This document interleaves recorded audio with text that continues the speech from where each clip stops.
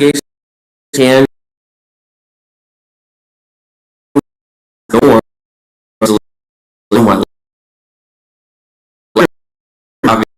involved Let me read it. What I'm talking is out that they recoup, that they're able to charge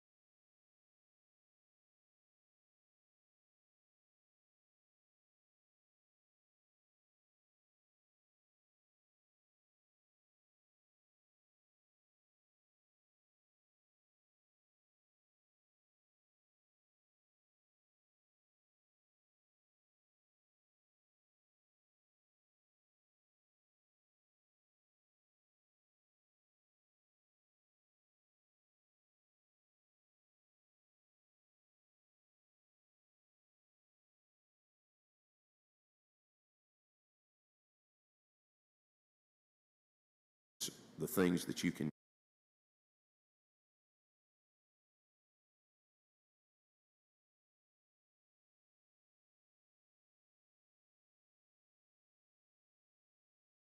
or the other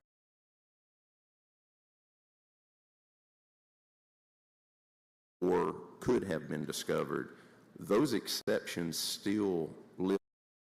They have a one-year action period. In other words, you toll the statute of limitations, but you just have to act on it within a year, because if there is no limitation, you could just wait, and then act on it. And so is that, I'm looking at line 69 through 74. We're saying this exception in this subparagraph.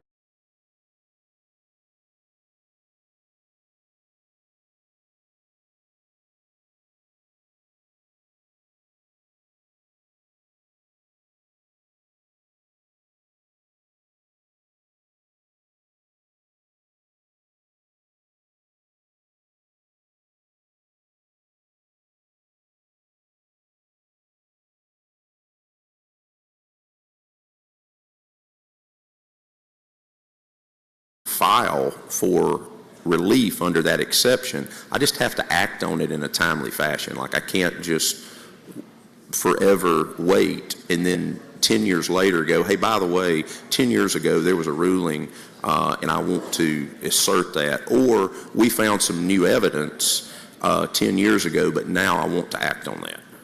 So there is no time period? Is it basically what is reasonable? There was not prior to this legislation. If there was a 3-year time period, but on these issues, they are limited to 1 year. Because if you look up at line 53, a motion for relief under this article is to be made within 3 years after your direct appeal is ruled upon, or within 3 years after taking an appeal from a judgment conviction that has expired. Thank you. Thank you. Okay, thank you very much. Senator Simmons, for what purpose, sir? Question, Mr. President. Are you for a question, Senator Sparks? I yield. Please proceed, Senator. Thank you, Mr. President. Lines 53 through 61, is that new language or is that existing law? The language you just read to Senator Turner Ford. 53 through 61 is existing language. And we're not changing that? No, that part is not changed. No, the only new language begins on 69, and then it is replicated in section 2, same language, scrolling through here, excuse me, on 167. Just on those issues on direct appeal, we are not doing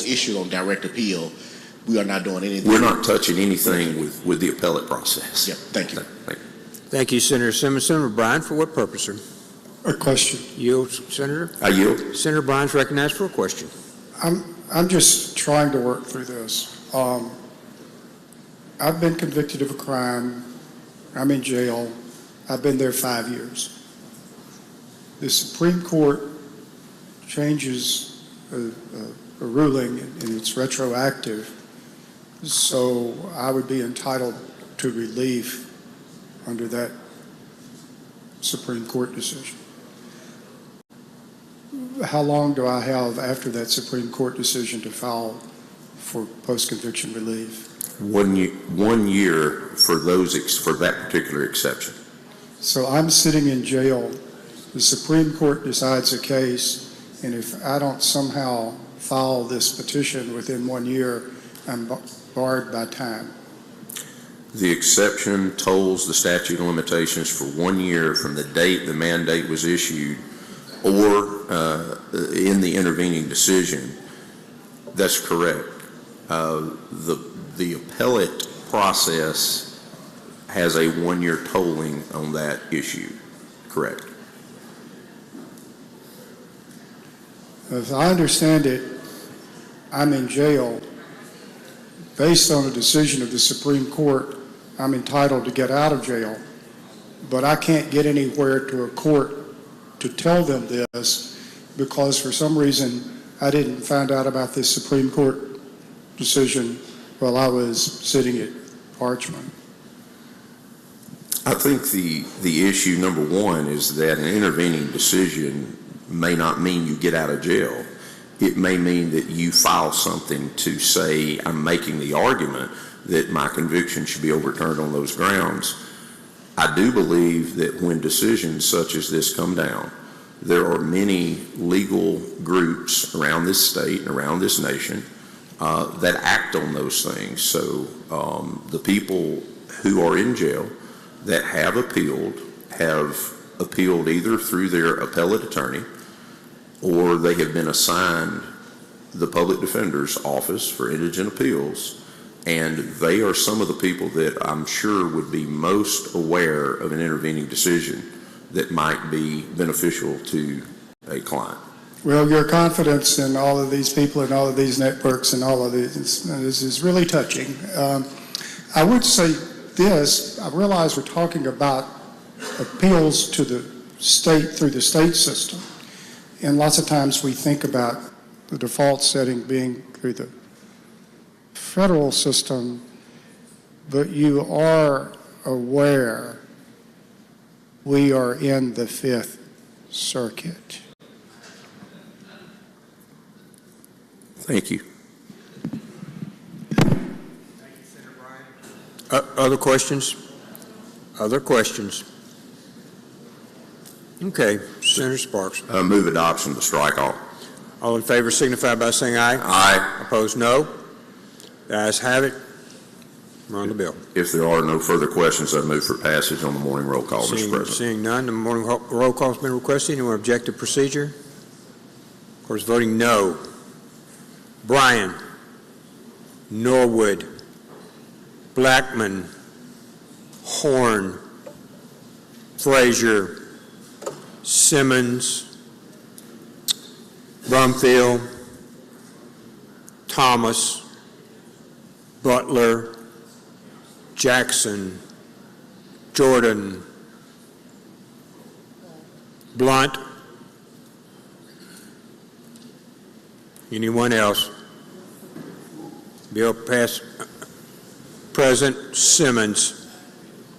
Anyone else present? Seeing none, the bill passes with notes related. Bill passes on use of the morning roll call with notes referred. And we go to item 50. Senator Fillingane. Pass and retain. Barnett. Senator Barnett. Pass and retain. Senator Hobson, for what purpose? Thank you, Mr. President. I'd like to hold Senate Bill 2844. It's number 25 on yesterday's calendar on a motion to reconsider. 2844. Read the title, Mr. Clerk, please.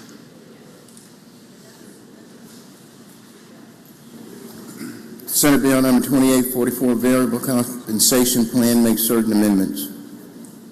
Thank you, Senator Hobson. Senator Barnett, pass and retain. Senator Whaley, pass and retain. Senator Younger, pass and retain. Senator Branning, pass and retain. Senator Bryan. We're on 63, Senate.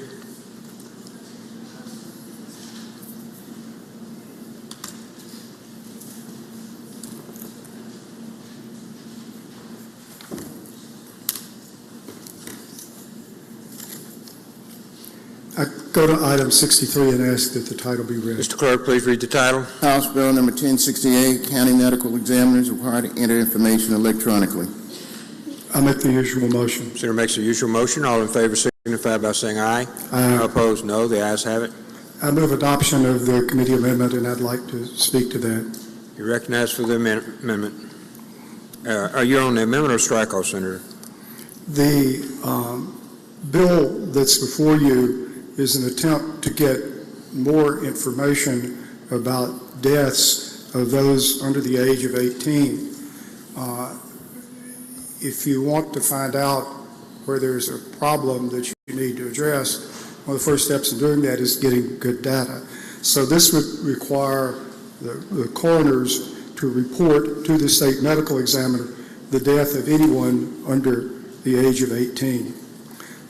There was an amendment to require that also associated toxology reports be submitted to the state medical examiner, and that was the thrust of the strike all. While the committee was working on this bill, it came to the attention of Senator Hobson that on line, I find it here,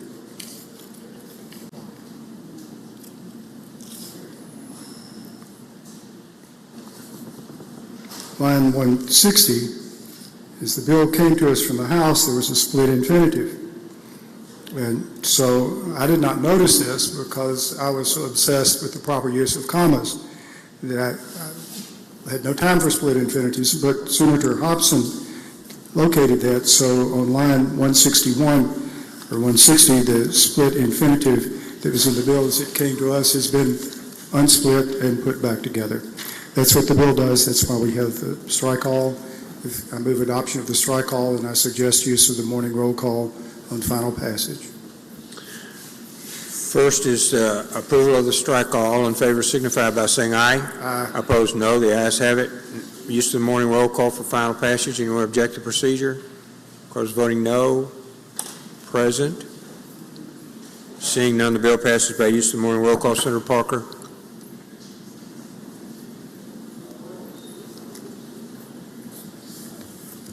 Thank you, Mr. President. I'd like to pass on items 64 through 71, have them retain their place on the calendar, go to item 72, House Bill 1644, and have the title read.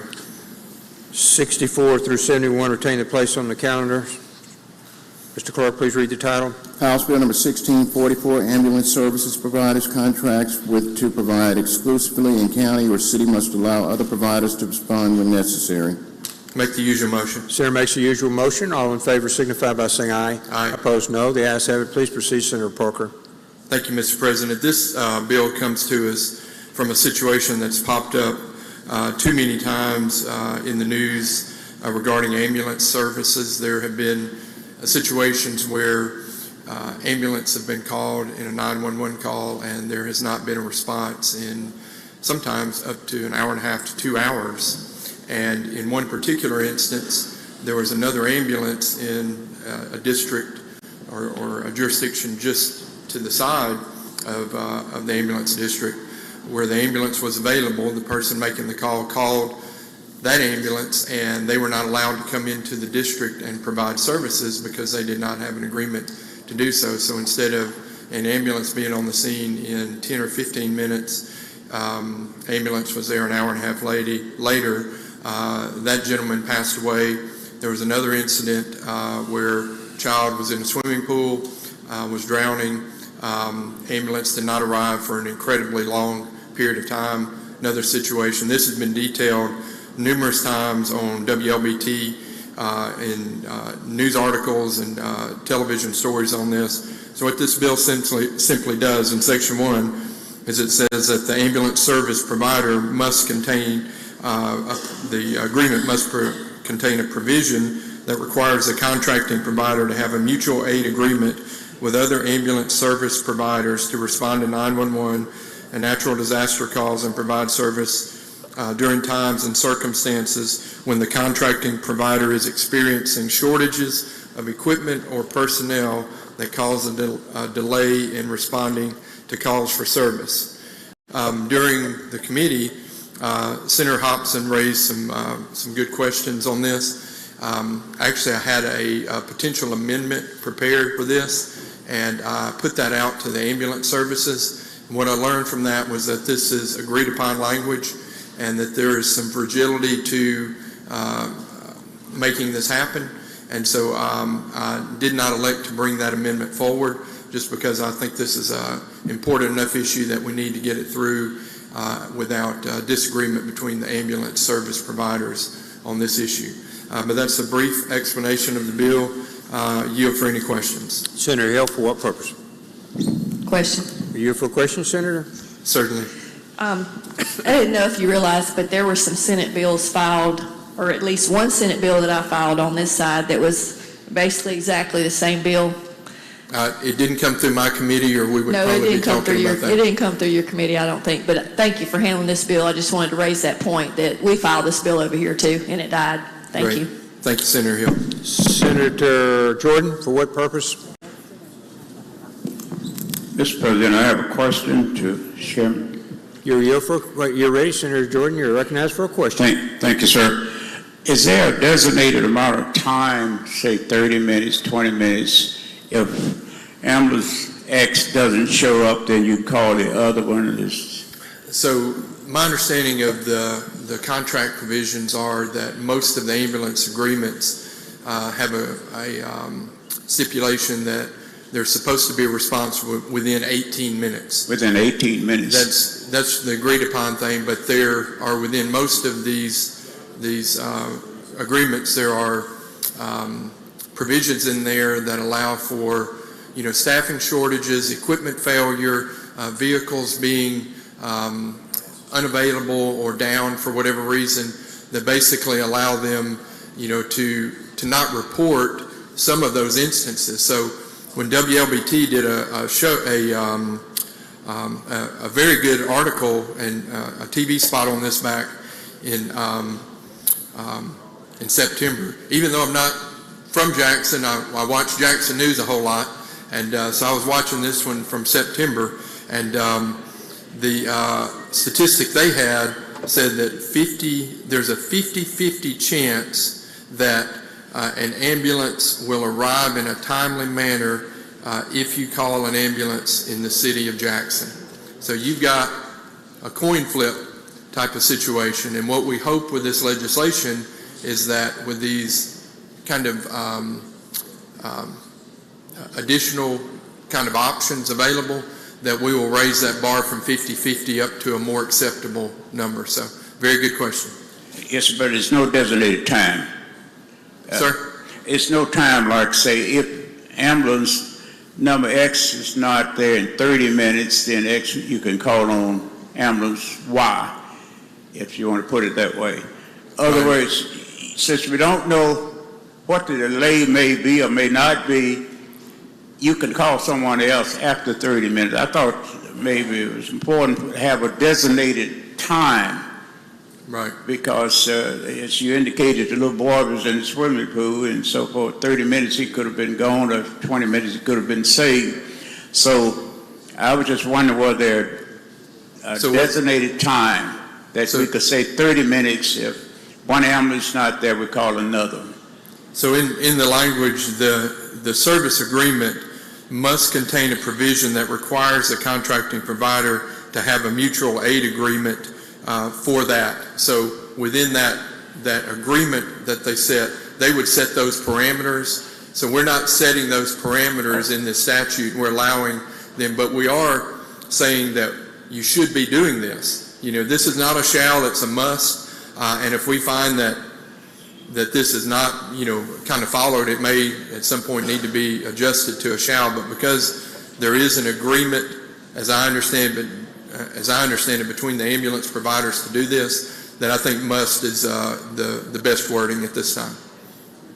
Thank you, sir. Thank you, Senator Jordan.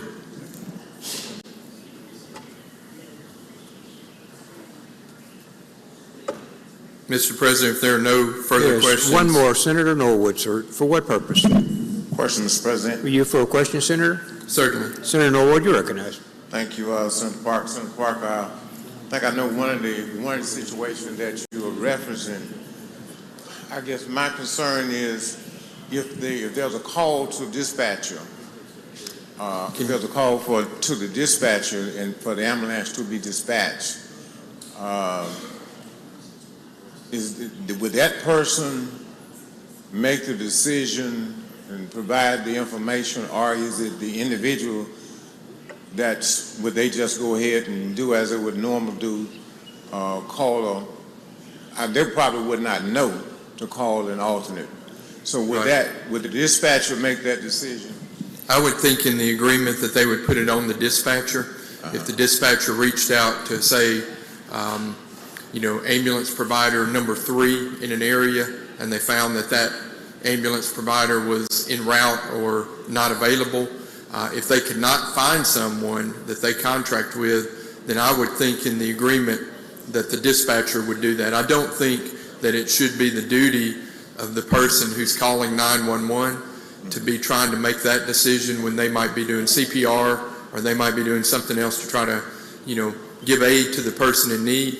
So to your point, I think in the agreement it will be the dispatch person. But again, we're not telling them how to make this happen, because I don't think we know the logistics of the best way to achieve that. But we are telling them that we need to fill these holes and these gaps for the people in need in our communities.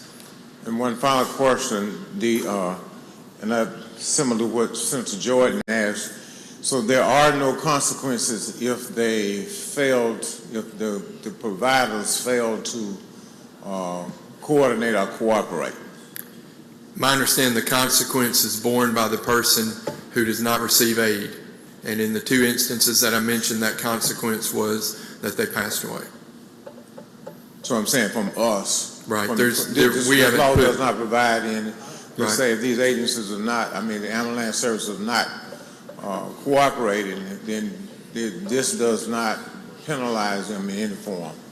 This doesn't. That might be something to consider in the future if we find that this doesn't, create a remedy for the problem.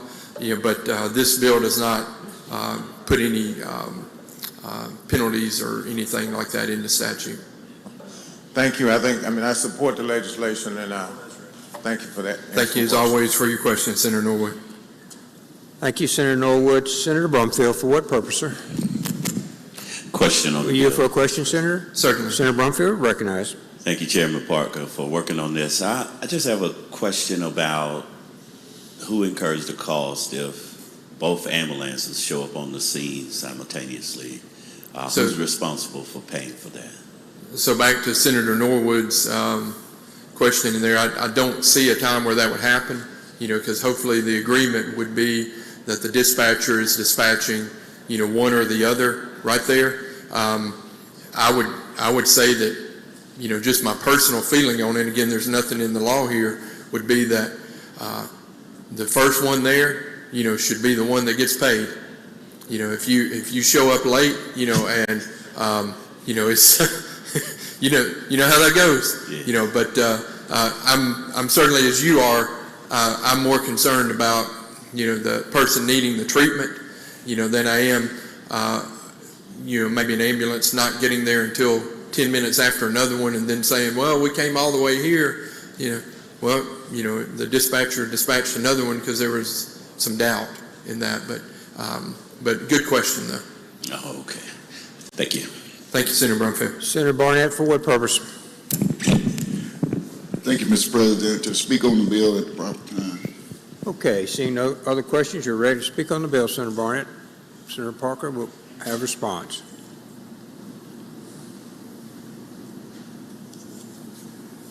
Thank you, Mr. President. Thank you, Senator Parker. I'm not here to speak against your bill at all, Senator Parker. I'm here to speak in support of this legislation.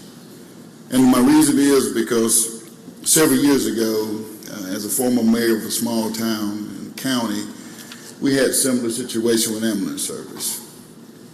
And there were certain times where individuals would have to literally load up their loved ones and try to get them to a hospital or emergency room to try to save their lives. And this was a hard fight with my board of supervisors to provide ambulance service on my side of the county. And this is important now. And I think what the senator is doing is very important to not where he is, but maybe where I am as well. If the ambulance are tied up and cannot be where the call is placed from, then I think we should treat it just like record services.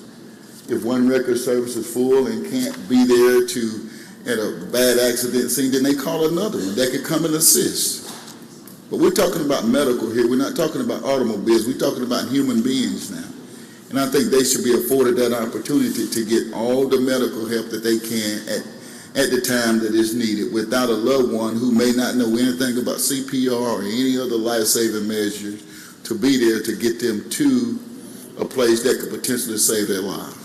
So I'm just asking this body to please support this legislation because I think it's very important to saving lives in the state of Mississippi. And if it does nothing but save one life in the whole state of Mississippi, I think that's worth doing. Thank you. Okay, Senator Parker, you're recognized to speak. Thank you, Senator Barnett, for those words. If there are no further questions on the bill, my motion would be passage by use of morning roll call. Use of morning roll call has been requested. Anyone object to the procedure? Court is voting no. Present. Seeing none, the bill passes by use of the morning roll call. Senator Parker, you're recognized. Thank you, Mr. President. I'd like to go to item 73, House Bill 1697, called up and have the title read. Mr. Clerk, please read the title. House Bill number 1697, law enforcement and certain first responders killed in line of duty, authorized payment to family up to 30 days. Move adoption of the strike-on. I'd like to be recognized to explain. You're recognized to explain the strike-all, Senator. Thank you, Mr. President. In the spirit of what we just talked about. I'm sorry, Senator, we need to make the usual motion so we don't have to read it. Make the usual motion. All in favor signify by saying aye. Aye. Opposed, no. The ayes have it. Now we're right. I'm sorry. We're Now ready. move adoption of the strike-on. I'd like to be recognized. You're to explain. recognized now. Thank you, Mr. President. In the spirit of the last bill, this is another need I think we can address in our community. This deals with first responders who might be killed in the line of duty, police officer, fireman, someone from EMS, whatever the case may be. As the law states right now, at the point where you lose your life, your salary stops. So if you are, killed in an accident as an ambulance driver, at that point there's no pay. And I shared with the committee that in my business, when one of our staff members goes on maternity leave, I choose to pay maternity leave for my staff for 2 months. Even though I'm not required to, because I understand that most families, if all of a sudden there's a change in the family status, for example, having a baby, it puts a burden on the family that financially can be significant. And I can only imagine that if you lost a husband or wife in an accident as a first responder, they may not have any dollars set aside to pay the mortgage, pay the electric bill, whatever the case may be. So what this does is it simply gives us Board of Supervisors the option, in this case, that they may establish a policy to pay to the covered individual's beneficiary the full amount of the covered individual's regular compensation for up to a period of 60 days when a covered individual, while engaged in the performance of the person's official duties, dies or receives accidental or intentional bodily injury that results in a loss of the covered individual's life, and such death is a result of a covered cause of death, provided that the death is not the result of a suicide and that the bodily injury is not intentionally self-inflicted. So in this situation, the supervisors could elect to make payment of the salary for up to 60 days. We have passed in this body some life insurance proceeds and other things where people who suffer this type of loss will get an insurance policy, but this is to fill the gap until that insurance policy might be filled. And again, this is not a shall, it's a may. There was also a good line of questioning in committee about the delivery of the benefits, and at that time I wasn't as familiar with the bill as I was now, and so I got the answers to the questions regarding how payment would be made and how that would be distributed from the bill as we presented. I didn't see that to explain that during the bill, but in line 71 through 81 it says that the payment provided for in this subsection shall be made to the beneficiary who is designated in writing by the covered individual. If no such designation is made, then the payment shall be made to the surviving child or children and spouse in equal portions. And if there is no surviving child or spouse, then to the parent or parents. If a beneficiary is not designated and there is no surviving child, spouse, or parent, then the payment shall be made to the covered individual's estate. So the language in the bill, I think, answers the questions we had in committee to a T. And again, I think this is good policy to take care of these people. And this is one of these bills that I hope we never have to use. But if we do, I think this is filling a gap for families that may be living paycheck to paycheck while they try to get their lives together after such a devastating tragedy to their family. So I yield for any questions. Questions on the bill, Senator Sparks? You recognize for what purpose, sir? Question, Mr. You President. yield. Please proceed. Thank you, Mr. Chairman. Do we have any concerns about violating the gift provision? Because although, while benevolent, these are state funds that are then given to someone, why wouldn't we focus more on the insurance side? You mentioned insurance. I pushed my button to start with. I was going to ask the question, why can't they just buy a policy? But has anyone answered that question? Does this violate the gift provision? Because what you do at your practice is a private practice. Right. But this includes cities, boards of supervisors, state agency, board, commission, public university, college. All of them could adopt a policy. But would it violate the gift provision? In this unique instance, if I were an attorney, I would welcome the ability to, or the chance to try to defend that in a court of law, because I think it would be an interesting argument. We pass bills in here all the time that I would consider bills that we think are going to receive scrutiny, are going to receive, some attention, to provisions like you're describing. And yes, I have given that some thought, and my thought was that the need for this in these very unique circumstances outweighs my concern about the gift provision. Okay, and I appreciate that outweighs your concern, but, we have debated over how to allow a fallen officer to purchase their gun, a police officer, and we have not given it to them. This same body believed that violated the gift provision, so we tried to use fair market value. We tried to use that. That's my concern, is that while a noble effort, it appears to be a plain reading of a gift. But thank you. That's a fair argument, and I did handle the bill regarding the firearm as one of the bills we brought out of AET earlier, so I do understand that statute and how we worded it. Again, this is a House bill, so I don't have any authorship on this, but just in reading and understanding it, I do think that it's good policy, and I'm willing to take that chance, to see if it would stand up to that argument.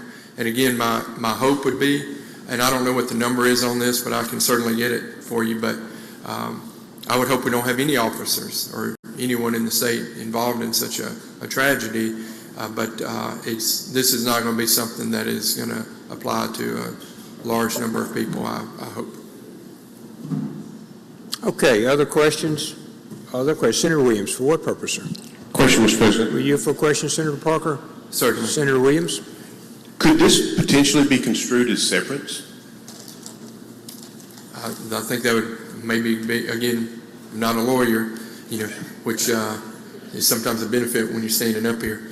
But I would say that might be an argument you can make. Well, again, also not being a lawyer, no disrespect, but if someone's terminated with or without cause, sometimes there's a severance package that's in place that could be up to this amount of time. And I would assume that would not fall under the gift clause. And if this could be the same, possibly severance would be at least a gray area, an argument for that. Right, and I'll say this, I think that's the reason we put the word may in here, and we have not made this a shall. So what I would say is that if a municipality or whatever the body may be has some concerns about that as a gift provision, they could choose not to adopt a policy like this. So we're leaving it up to their discretion. But I do understand that in most instances where you lay somebody off, unexpectedly, the company does provide some benefit, And I think dying in the line of duty is the worst type of being laid off that I think a family could experience. No doubt. Yeah. Thank you. Thank you, Senator Williams. Thank you, Senator Williams. Further questions? Any questions? Senator McClendon, for what purpose, sir? Question, please. You for question, Senator? Certainly. Senator McClendon is recognized. Thank you, Chairman Parker, for addressing this. Did the House make any kind of anything that maybe this was going strictly to first responders, or that was the intent of it? I don't know the intent of the House on the bill. You know, just from the title, it says law enforcement and certain first responders killed in the line of duty, authorized payment. So again, this was brought to us by one of our new legislators on the other side, came over and spoke with myself, and Representative Bubba Carpenter came over and laid out the concern, and it's Representative Grady on the other side, and he did a good job of explaining that concern and the reasoning for bringing the bill. Yeah, but I did not get that specific explanation from him. Thank you, sir. Thank you, Senator McClendon. Further questions? Seeing none, we're ready for your motion, Senator. If there are no further questions, move adoption of strike-off. All in favor signify by saying aye. Aye. Opposed, no. The ayes have it. If there are no further questions, move passage of strike-off by use of morning roll call. Use of morning roll call has been requested. Anyone object to the procedure? Card is voting no. Present. Seeing none, the bill passes. Thank you, Senator Parker. We'll move to announcements. Announcements, Senate. Senator Ladner, Yes, introduction. please proceed. In the North Gallery, we have Hancock High School History and Government Club. If y'all could all please give them a round of applause and show them some love.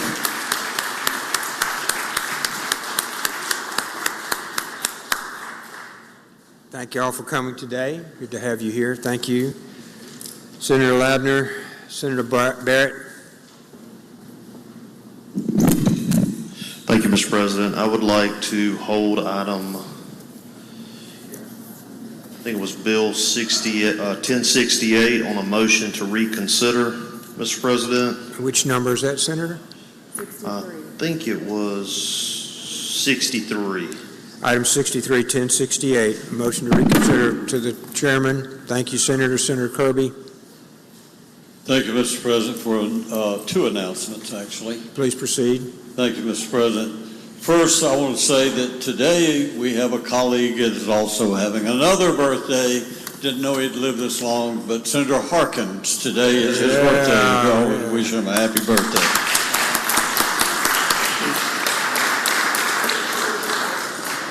And also, Mr. President, I'd like to call a Rules Committee meeting, be a very quick meeting immediately upon recess in Pro Tem's office. Pro Tem's office, Senator DeBar.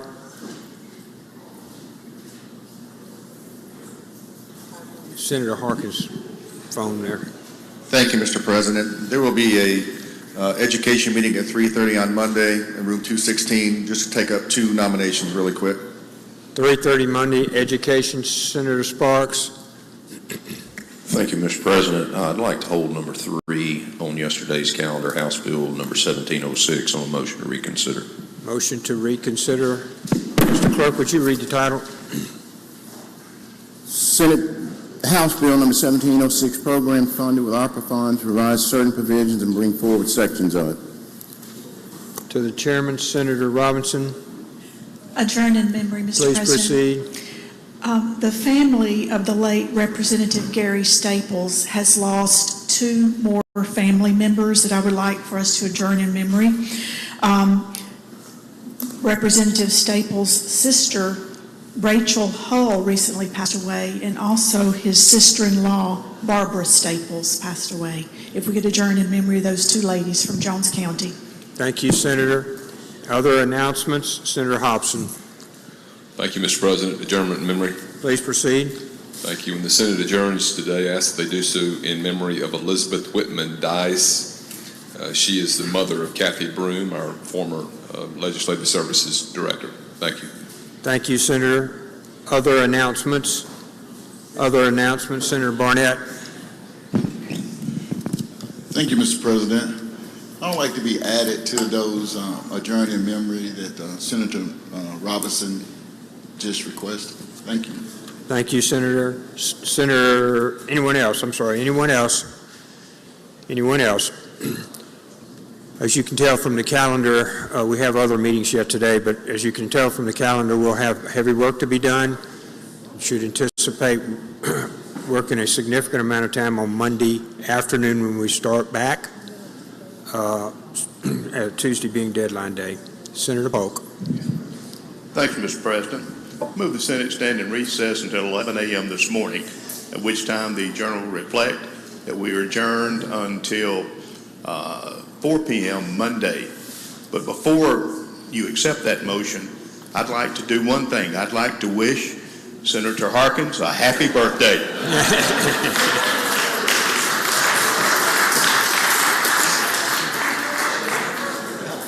Amazing.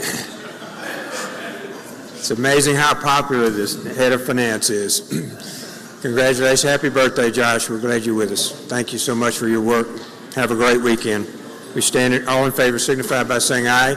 Aye. We stand in recess.